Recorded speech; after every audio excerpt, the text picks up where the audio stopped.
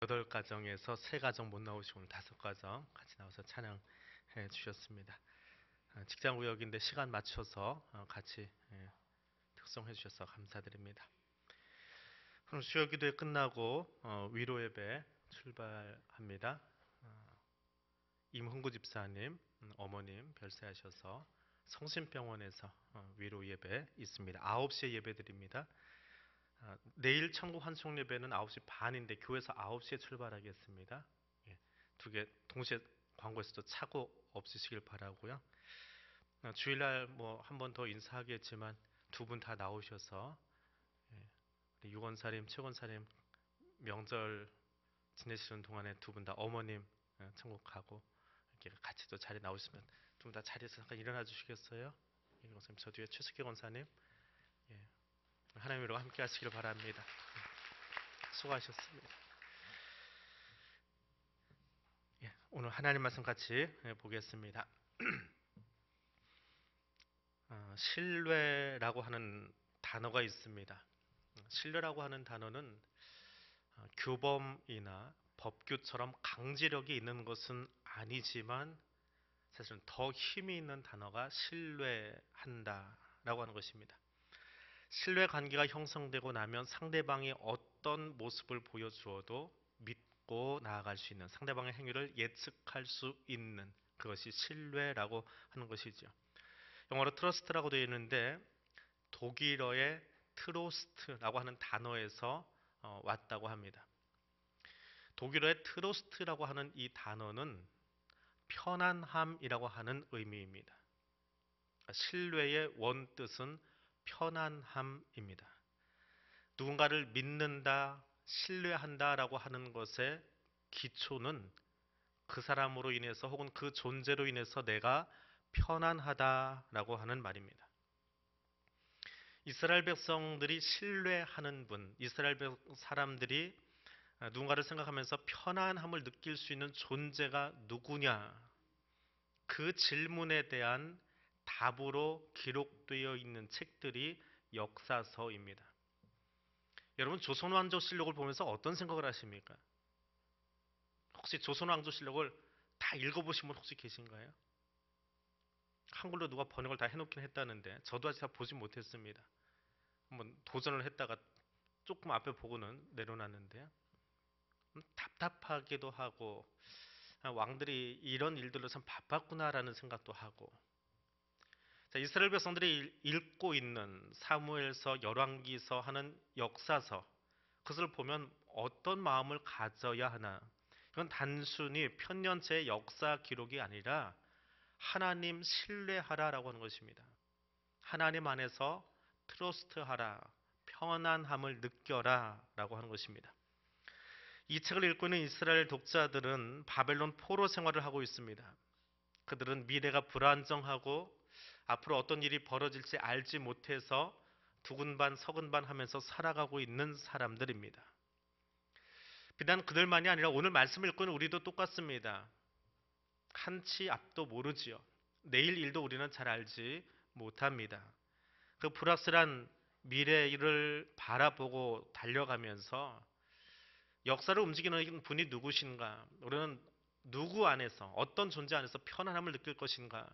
바벨론 포로에 끌려가 있던 사람들처럼 우리도 동일하게 답을 해야만 하는 것이 이 역사서를 보고 있는, 읽고 있는 사람들의 모습입니다. 이스라엘 왕들이 이런 일을 했구나, 이런 기적이 있구나, 그거 보다가 끝나면 역사서를 기록한 사람들, 성경 기자들의 마음을 놓치는 거예요. 그러니까 역사를 보는 것이 아니고 그 역사를 끌고 가고 계시는 하나님을 보는 것입니다. 첫 번째로 우리가 함께 나눌 이야기는 하나님께서 우리와 함께 하신다라고 하는 이야기입니다. 하나님이 우리와 함께 하신다. 하나님은 늘 우리에게 큰 일을 행하기를 원하십니다. 이사야 43장 18절과 19절에 보면 아주 유명한 말씀이 하나 나오죠. 너희는 이전 일을 기억하지 말며 옛날 일을 생각하지 말라. 보라 내가 새 일을 행하리니 이제 나타낼 것이라 라고 이야기합니다. 이 말씀을 들을 때 어떤 생각하십니까? 너는 예전을 생각하지 말라. 과거는 잊어버리라는 거구나. 이제 새 일 하는구나. 새해 될 때 주로 이 말씀을 또 갖다 끌어 쓰기도 합니다. 성경은 제발 이연령 비연령이 안 됐으면 좋겠는데 코에다 걸고 귀에다 걸고 자기 마음대로 쓰는 경우가 있습니다. 너희는 예전 일을 기억하지 말라라고 하는 것은 잊어버리라, 망각하라라고 하는 이야기가 아닙니다. 이사야 43장의 이야기는 과거를 똑바로 기억하라라고 하는 의미입니다. 너희는 이전을 기억하지 말며 생각하지 말라. 근데 왜 똑바로 기억하라고 하십니까? 기억해야만 합니다.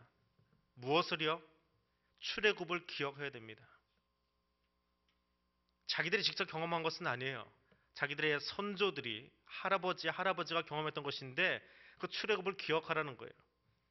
제가 수요일마다 강의하면서 하는 이야기지만 구약 성경을 보려면 무엇을 제일 잘 봐야 된다고요? 출애굽기요. 출애굽기를 달달 외울 만큼 보고 있어야 구약 성경이 보입니다. 출애굽기 놓치면 보이지가 않아요. 똑같은 이치입니다. 이사야서를 보더라도 출애굽기 놓치면 안 돼요. 너희는 이전을 기억하지 말라. 출애굽 꼭 기억해라. 그런데 이게 앞에 있는 이야기고요. 출애굽 꼭 기억해라. 괄호 처리되어 있고요. 그거 기억하지 말아라. 반어법이에요. 기억하지 않아도 될 만큼. 출애굽기만 생각해도 굉장한 사건이에요. 엄청난 사건이에요. 영화로도 만들어지고 애니메이션도 나오고 참 대단한 사건인데 그 출애굽이 기억되지 않을 만큼 새 일 해주겠다라고 하는 거예요. 홍해바다 지나가고 만나와 메추라기 주고 반석을 터쳐서 물이 나오게 하고 그것도 대단한 사건인데 그것과는 견줄 수 없는 더 엄청난 사건을 내가 너희에게 주겠다. 누구요? 이사야 43장을 읽고 있는 그 백성들은 바벨론 포로에 끌려가 있는 사람들이에요. 내가 너희를 출 바벨론 시켜주겠다. 근데 애굽, 출애굽할 때하고는 비교되지 않는 일을 해주겠다라고 하는 이야기입니다. 그 똑같은 맥락의 이야기, 이사야 선지자나 혹은 다른 선지서들이 이야기했던 것처럼 열왕기서 기자도 그 이야기를 지금 하고 있는 것이 6장과 7장의 이야기입니다. 열왕기상 22장에서 이스라엘과 아람이 전면전을 벌입니다. 그 전면전 때문에 아합이 전사합니다. 물론 하나님의 계획 가운데 오므리 왕조를 무너뜨리기 위한 것이지만 왕이 죽어버렸어요. 그러니까 전쟁은 끔찍해요. 생각하고 싶지도 않습니다. 근데 그 이야기가 지나가고 나서 6장 8절에 와서 그때의 아람 왕이 이스라엘과 더불어 싸우러 올라왔다라고 이야기합니다. 옛날 전쟁은 왕이 등장합니다. 왕들의 전쟁이에요. 장수가 몇 명이 나가도 소용없습니다. 유비하고 조조가 싸우는 거지. 거기 뭐 군대 장관 누가 나가고 병사가 몇 명 나가고 그거는 그냥 숫자로만 나옵니다. 다 장군들의 이름과 왕의 이름이 나와요. 그런데 6장 8절 이후에는 아람 왕과 이스라엘이 싸워요. 왕의 이름이 안 나옵니다. 고대 전쟁을 묘사하는데 왕의 이름이 빠지는 이유는 뭘까요? 왜 빠질까요? 왕보다 더 중요한 이야기가 뒤에 나온다라고 하는 겁니다. 누군가를 강조하기 위해서 지금 아람 왕이 누군지 이스라엘 왕이 누군지 적을 필요가 없다는 거예요. 그래서 그냥 왕하고 나가고 있습니다. 자, 이 아람이 이스라엘을 치려고 군대를 끌고 옵니다. 열왕기상에 나왔던 그 전면전이 아니고 국지전이 벌어지고 있는 거예요. 게릴라 전선 여기저기 전쟁이 벌어지고 있는데 그렇게 군대를 데리고 은밀하게 와서 이스라엘 영토를 빼앗으려고 하면 9절에 보니까 하나님의 사람이 이스라엘 왕이 가서 아람 군대가 아무데 여기로 저기로 온다고 합니다. 거기를 방어하시든지 아니면 그 자리를 피해서 그들이 공치고 돌아가게 하시든지 뭐 그런 계책들을 계속해서 내놓고 있는 거예요. 근데 그렇게 당하고 나니까 아람 왕이 불안해집니다. 대체 우리 가운데 누가 첩자가 있어서 우리의 전략을 다 저들에게 노출시키고 있느냐 불안해합니다. 근데 신기한 건 이 엘리사의 존재를 외국에서도 알고 있다는 거예요. 그래서 아람의 신복 중에 하나가 이스라엘 선지자 엘리사가 왕의 침실에서 은밀하게 이야기해도 그것을 다 알고 이스라엘의 왕에게 이야기하는 바람에 우리가 전쟁을 이길 수가 없습니다. 왕이나 군대의 문제가 아니라 엘리사의 문제입니다. 그래서 아람 왕이 엘리사부터 죽이려고 작정을 합니다. 이것이 이제 서론 부분이에요. 그러면서 6장 7장이 계속 그 이야기로 넘어갑니다. 결국 6장과 7장에서 나오는 이야기는 전쟁의 소문이 계속되어지고 어려워 보일지라도 너희는 하나님만 의지해라. 하나님이 우리와 함께 하심을 믿으라 라고 하는 것입니다. 바벨론 포로에 끌려가 있어도 혹은 지금 우리 사는 모양이 좀 퍽퍽하고 괴로움이 가득해 있어도 내일 일을 알지 못해서 오늘 좀 두려움 가운데 잠을 청한다라고 할지라도 하나님이 우리를 살펴보고 계심을 기억하라고 하는 것이 6장 서론의 이야기입니다. 그것을 계속 풀어가고 있는 것이 그 이후 6장과 7장에 나오는 사건들입니다.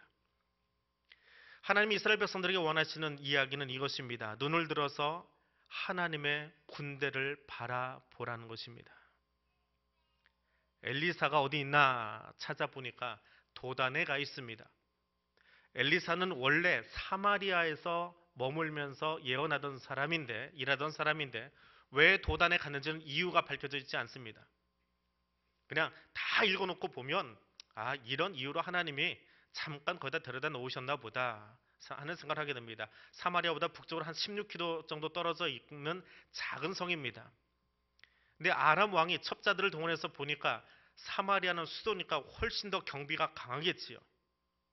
대한민국 수도 서울도 서울 인근으로 있는 전투 사단이 얼마나 많은지 몰라요. 3분의 1 정도가 모여 있습니다. 다른 도시는 사단병력 하나밖에 없는데 여기는 군단급이 들어와 있어요. 사마리아도 마찬가지예요. 많은 병력이 집중되어 있는데 엘리사가 그 보호를 받지 않고 지방에 있는 자그마한 도시로 도단으로 나와 있습니다.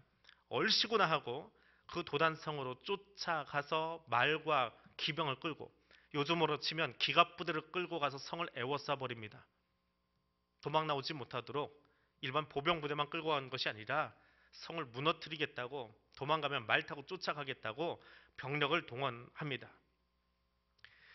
그런데 하나님의 사람의 사환이 이름도 등장하지 않습니다. 이게 누군지는 모르겠는데 뒤에 보니까 청년이라고 되어 있는 것이 젊은 새로운 사람, 게하신 아닌 또 다른 사람이 아닐까 싶기도 하고, 이름이 없으니까 아무튼 사환인 한 사람이 나와서 그 장면을 봅니다. 자그마한 성이 애워싸임을 당한 것, 포위당한 것을 보고 난리가 났습니다. 지금까지는 하나님이 일이 생기기 전에, 아람 군대가 움직이기 전에 엘리사에게 다 미주알 고주알 이야기해 주어가지고 이스라엘 왕이 미리 다 피하도록 하시더니만 엘리사는 정작 보호하지 않으시나? 하나님은 어디 가셨나라는 생각을 할 수밖에 없지요. 사마리아에 있을 때 같으면 병력이라도 충분할 텐데 하필이면 도단성에 나와 있을 때 적의 병력이 와서 그 성을 포위하고 있으니까 더 두려움에 휩싸일 수밖에 없습니다. 우리가 잘 아는 이야기 때문에 이야기는 길게 하지 않겠습니다. 16절에 가니까 엘리사가 그 사환에게 이야기합니다. 두려워하지 말아라. 우리와 함께한 자가 그들과 함께한 자보다 많다라고 이야기합니다. 하나님은 엘리사에게 아람 군대의 이동 상황을 늘 이야기해 주고 계셨습니다. 그래서 이스라엘 왕에게 미리 전략을 제시할 수 있었지요. 그럼 이 도단성에 찾아오는 아람의 군대에 대해서 하나님이 이야기하셨을까요? 안 하셨을까요?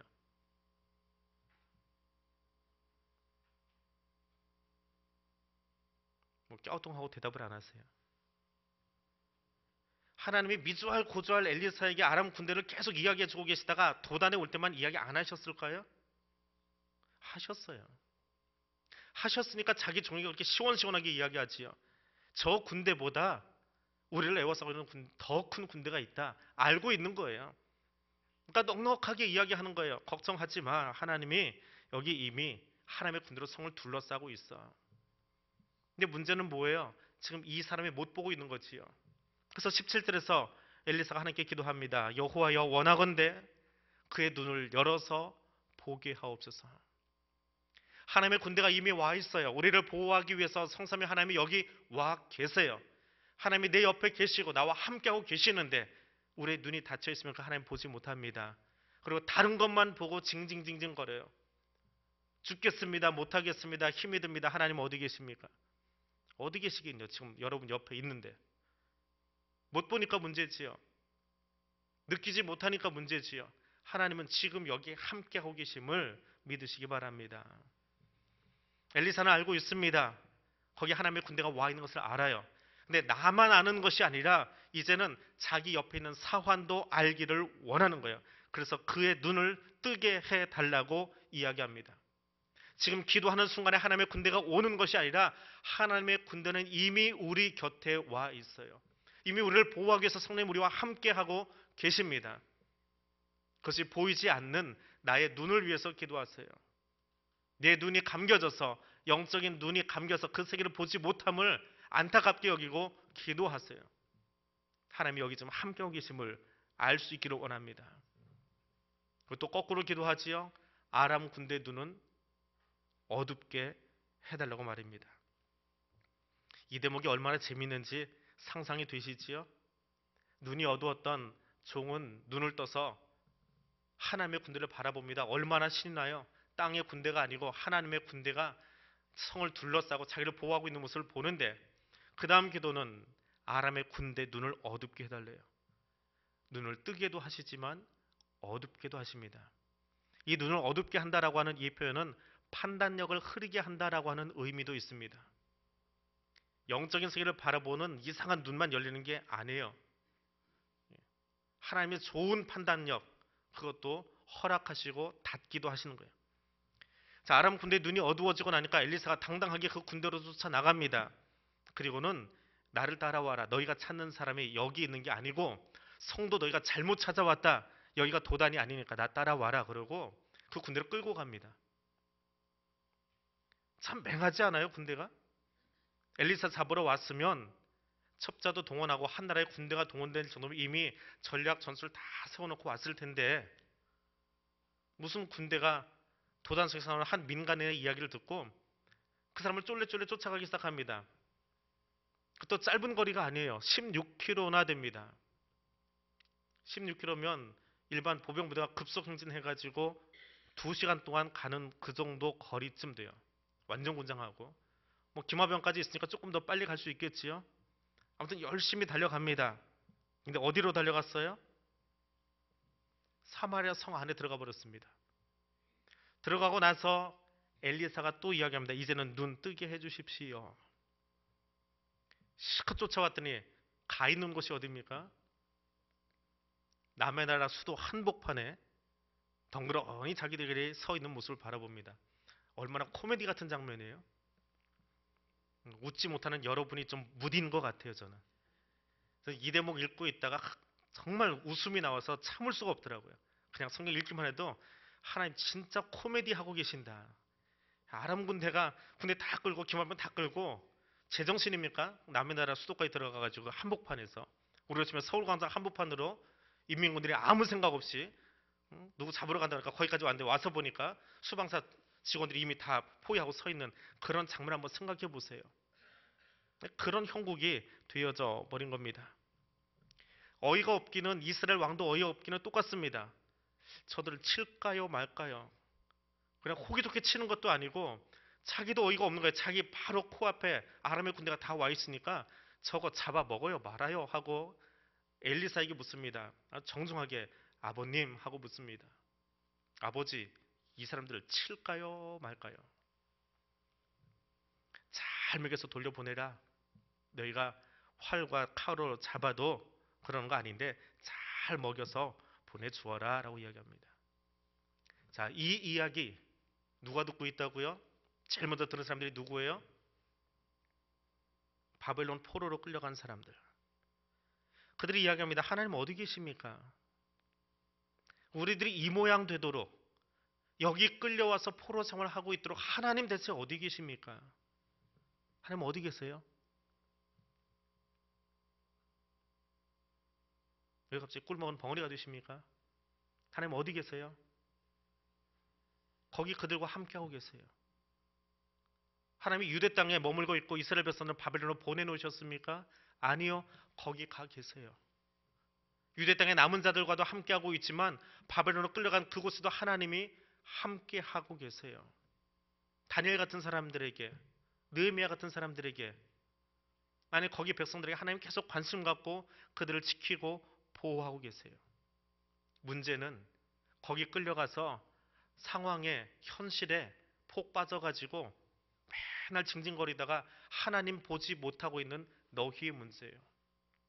하나님은 거기도 함께 하고 계신다라고 하는 것을 이야기하고 있는 거예요. 그리고 하나님은 도단뿐만이 아니라 너희의 인생을 위해서, 너의 삶을 위해서 하나님의 군대를 보내서 지금도 호위하고 계신다라고 말씀하고 계시는 거예요. 감겨진 눈 때문에 하나님 어디 계십니까? 라고 징징거리다 끝나는 사람들 되지 말고 바벨론에도 와 계시는 하나님, 답답한 우리의 현실에도 찾아와 계시는 그 하나님, 그 하나님을 볼 수 있도록 우리의 눈을 뜨게 해달라고 기도하시기를 바랍니다. 하나님은 우리를 사랑하셔서 지금도 하늘의 군대를 보내서 우리 가운데 함께 하고 계십니다. 그 하나님 만나시기를 바랍니다. 그 하나님 보시기를 바랍니다. 현실이 좀 답답하고 어눌하고 한숨 나는 그런 시간일지라도 하지만 거기 하나님과 함께 하고 계십니다. 그래도 마음이 안 열린 사람들이 있어요. 너무 영적인 이야기 하면 맹해질 때가 있습니다. 사람들이. 그거에 뭐 성령님이 함께 하시면 일어나는 일이지. 그래서 그 다음에 7장의 이야기가 또 따라 나오는 거예요. 그냥 나오는 이야기가 아니고요. 자, 하나님 말씀을 듣는데 어떻게 들으라고요? 세 번째 이야기입니다. 하나님 말씀을 두려움으로 들으랍니다. 그냥 듣는 거 아니에요. 두려워하면서 들으세요.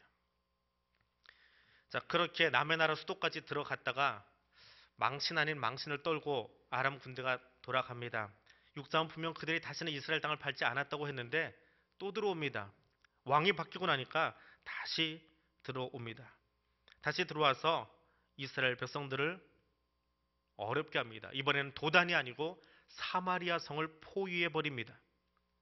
굴욕을 당했으니까 얼마나 이를 갈고 열심히 준비해서 사마리아로 쳐들어왔겠습니까?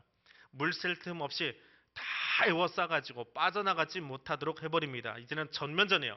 남의 나라 수도를 친다라고 하는 것은 전면전을 선언하는 겁니다.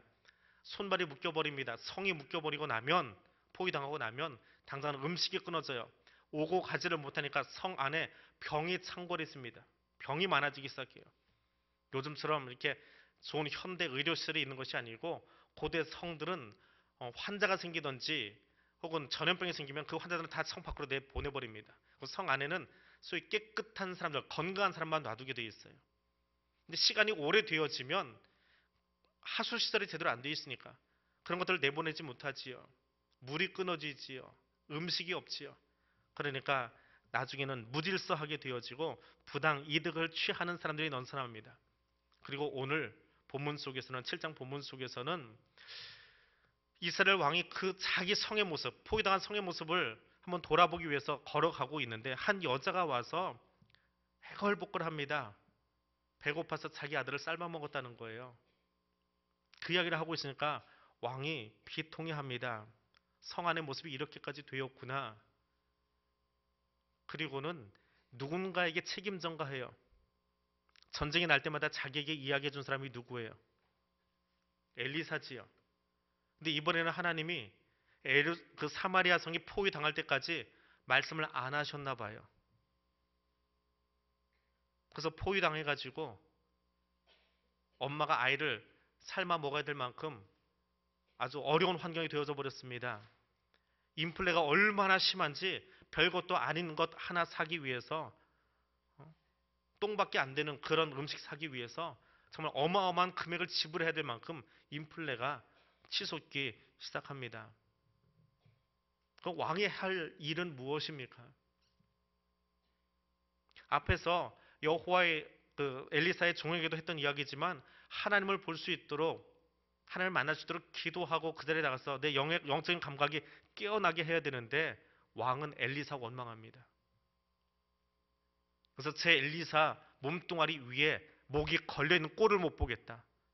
그리고 저주를 퍼부어버립니다. 죽이겠다고. 좋을 때는 한없이 좋다가요. 기분 나쁘면 그냥 목 쳐버리는 그 모든 인간들의 그 불의한 모습들이 이 왕에게서도 그대로 나타나고 있습니다. 그렇게 엘리사를 죽이려고 쫓아왔는데 열왕기하 7장 1절에 가니까 엘리사가 이르되 7장 1절 같이 읽어보겠습니다. 여호와의 말씀을 들을지어다. 여호와께서 이르시되 내일 이맘때 사마리아 성문에서 고운 밀가루 한 스아를 한 세겔로 매매하고 보리 두 스아를 한 세겔로 매매하리라 하셨느니라. 누가 이야기했습니까? 누가 이야기했어요? 여호와께서 말씀하셨지요. 잘 보세요. 엘리사가 이르되라고는 되어 있지만 누구의 이야기예요? 하나님의 말씀이에요. 하나님이 이야기하실 때는 두려운 마음으로 들을 수 있어야 됩니다. 그런데 그 말씀을 비웃는 사람이 있습니다. 그 바로 뒤에 구절입니다. 그때에 왕이 그의 손에 의지하는 자 곧 한 장관이 하나님 사람에게 대답하여 이르되 여호와께서 하늘에 창을 내신들 어찌 그리는 일이 있으리요. 하늘에 창을 내신들. 하나님의 창을 내시면 어떻게 돼요? 하늘의 창문이 열리면 비가 쏟아져서 노아의 홍수가 열리기도 하고요. 바람 불기 해서 만나와 메추라기 끌어오기도 합니다. 그런데 이 장관은 아주 맹랑한 이야기를 합니다. 하나님이 창을 내셔도 어떻게 하루아침에 이 인플레이션이 풀릴 수 있느냐?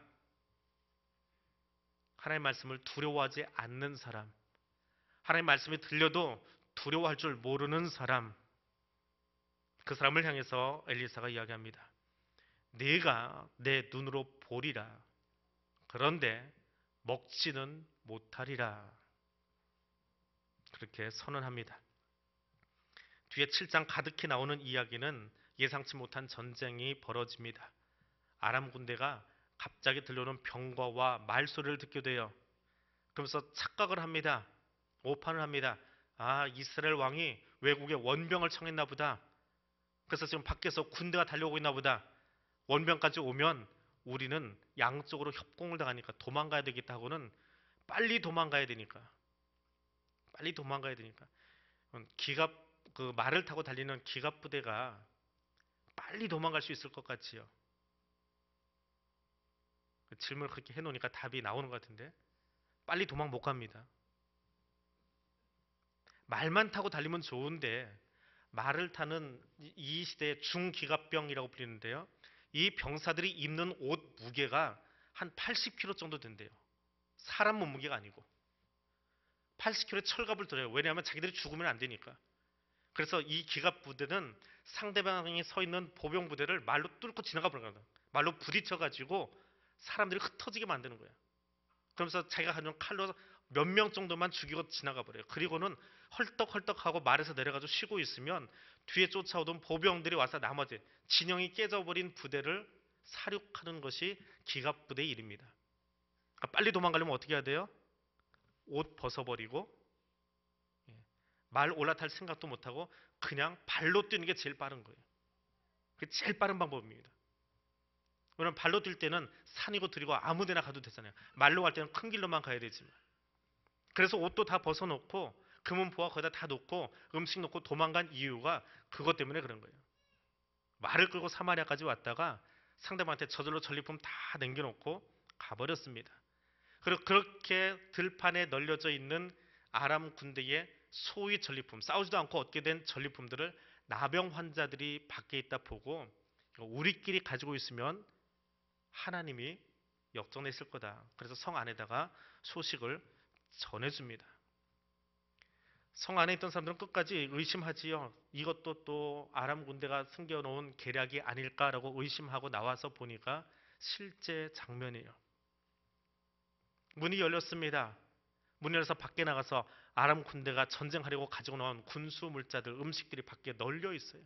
그걸 다 가지고 와서 성에다 갖다 놓고 마음껏 즐기기 시작합니다. 하루아침에 밤사이에 음식이 공급되고 나니까 그렇게 치솟았던 인플레가 하나님 말씀하신 대로 원래 수준으로 돌아가 버려요. 갑자기 안정됩니다. 비웃고 있던 장관에게 엘리사가 한 이야기가 있지요. 너는 보지만 먹지 못하리라. 거기서 끝나면 좋은데 하나님 말씀을 비웃고 있던 그 사람을 백성들이 어떻게 합니까? 성문으로 끌어다가 우리로 치면 국회의사당 앞으로 끌어다가 거기서 밟아서 죽여버립니다. 그럼 이 이야기를 여기다 왜 사족처럼 써놨을까요? 바벨론에 있는 이스라엘 사람들, 하나님이 너희를 여기 70년 동안만 머물게 하셨다가 너희의 잘못한 것, 너희의 실수한 것, 레위기 법대로 살지 못했던 것을 다 다시 씻어내고 예배 중심의 삶을 살아가게 되면 70년 뒤에 다시 그 땅으로 돌려보내겠다라고 하나님 말씀하셨어요. 이게 믿지 않아요.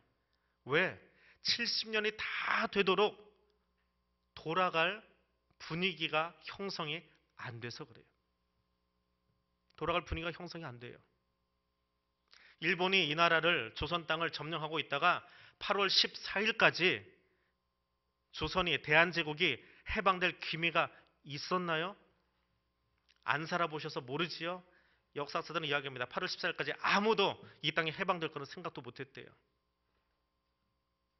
그래서 이틀 뒤인가요? 제가 정확히 날짜는 기억을 못하는데 상해 임시정부에서 독립군을 우리나라에 파견하려고 했습니다. 왜? 우리도 연합군에 일원으로 참전을 해야 혹시 연합군이 승리한 뒤에 이 땅을 통치를 누가 할 거냐? 우리도 전쟁에 참여했으니까 우리가 주인 될 거다라고 말을 할 수 있는 구실이 생기거든요. 그래서 준비 다 끝내고 독립군을 넣으려고 했는데 그 날짜가 8월 17일인가 8일인가 그래요. 근데 해방이 언제 됐어요? 15일에 됐어요. 그 바람에 김구 선생님이 우리나라 상해 임시정부의 수장으로 들어온 게 아니고 민간인 자격으로 들어오게 되어진 그런 역사가 있습니다. 아무도 몰라요. 그 다음날 어떤 일이 벌어질지. 바벨론에 있던 포로들이 그러는 거예요. 하나님이 너희를 해방시켜 주시겠다라고 이야기하고 있는데 안 듣는 거예요. 안 듣는 그 사람들에게 주시는 메시지예요. 하나님이 말씀하실 때는 너희가 생명 걸고 들어야 된다. 듣지 않으려거든 너희의 생명을 내놓아라라고 하는 거예요. 이 장관처럼 하나님의 말씀 없이 여기면 내 생명을 내가 취하겠다라고 하는 거예요. 하나님의 말씀 들어도 그만, 안 들어도 그만. 들어도 한 귀로 흘려도 괜찮은 것, 좀 나중에 지켜도 되는 것, 그렇게 들으십니까? 아니요. 안 들으시려면 생명 내놓으십시오. 그게 하나님이세요. 하나님의 말씀에 대해서 두려워할 줄 아는 사람들이라는 거예요. 설마 그 일이 하는 것이 아니라 불신은, 하나님을 믿지 않는 것은 생명으로 대신해야 합니다. 6장과 7장의 이야기는 하나님의 말씀과 그 주권에 대해서 두려움으로 인정하고 경외하라는 이야기입니다. 그렇게 살지 못하던 백성들에게, 바벨론에 있는 사람들에게 말입니다. 그리고 오늘 우리에게도 동일하게 이야기하고 계십니다. 하나님, 내 눈이 가려서 하나님의 나라를 보지 못하고 하나님의 군대를 보지 못하는 것 당연하다라고 생각하지 마시고 그것 때문에 가슴을 치면서 기도하십시오. 하나님 이미 우리를 보호하시려고 여기 하나님의 군대를 보내셨습니다. 그리고 군대를 보내실 뿐만 아니라 지금도 우리에게 말씀하고 계십니다. 사랑하라고 말씀하시고요. 나가서 증거하라고 말씀하시고요. 하나님의 사랑으로 서로 용납하라고 이야기하시고요. 그런데 그 말씀을 도덕률 정도로만 듣고 외면하지 마십시오. 두려움으로 들으십시오. 내 생명 걸고 들으십시오. 하나님이 그 말씀을 통해서 여기에 하나님 나라를 완성하려고 하시기 때문에 내 생명을 걸고 듣고 실천하는 사람 될 수 있기를 원합니다. 말씀을 들어도 신뢰하지 못하게, 믿지 못하게 우리를 계속해서 꼬드기는, 부추기고 있는 사탄에게 넘어가지 마세요. 하나님 우리들 한 사람 한 사람을 통해서 오늘 여기 하나님 나라를 세워가기를 원하십니다. 그 하나님 나라를 기억하면서 오늘 기도의 자리로 함께 나아가겠습니다. 하나님 주의 말씀을 듣되 신뢰하며 듣기를 원합니다. 하나님의 말씀을 신뢰하면 우리 안에 찾아오는 것은 평안함입니다. 하나님의 말씀이 내 안에 있을 때에 하나님이 주시는 평안함이 우리 안에 가득하게 되어질 줄로 믿습니다. 그 말씀 위에 세워진 신앙의 사람 되기를 원합니다. 내 연륜 자랑하는 것이 아니라 하나님 말씀 자랑하고 말씀 증거하는 입술 되어지도록 하나님 나를 사용해 달라고 기도할 수 있기를 원합니다. 이 두 가지 기도 제목 가지고 통성으로 기도하겠습니다.